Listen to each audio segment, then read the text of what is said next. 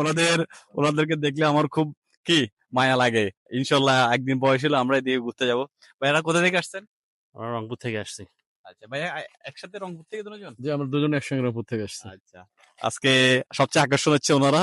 আজকে ওনাদের আমার বন্ধুদেরকে একটা কথা বলতে চাই, দেখ তোরা যে আসস নাই, বুড়ো বয়সে দেখ ওনারা কি করতেছে, দেখ মনের দিক দিয়ে ওখানে ওনারা জোয়ান। আমরা এই এক মাস আগেও আসছি। এক মাস আগে হ্যাঁ, আসছেন? আলী কদম থানচি ঘুরে গেছি।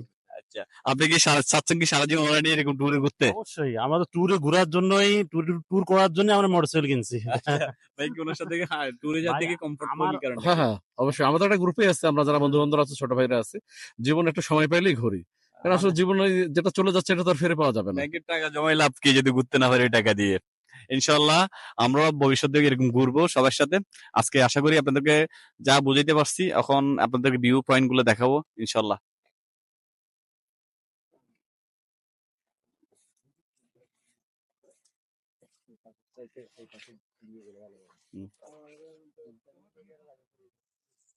যারা যারা বাসায় বসে আছো, পারে আসতেছো না, তাদের জন্য এই ভিডিওটা করতেছি।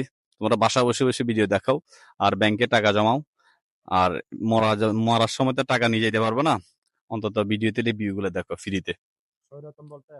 আর আপনারা ভিডিওতে যেটা দেখতেছেন, ওই উপরে দেখতেছেন যে দূরে, অনেক দূরে সাদা সাদা, এগুলো হচ্ছে মেঘ। আশা করি অনেক দূর হবে, এখানে মোবাইলে বোঝা যাচ্ছে না মেঘগুলা। পাহাড়ে গেছে দাঁড়ায় আছে মেঘগুলা, ওখানে লড়াচড়া করতেছে না তেমন একটা।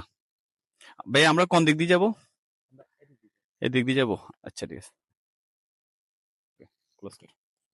আরগুলো আমরা মিউজিক মারি দিন।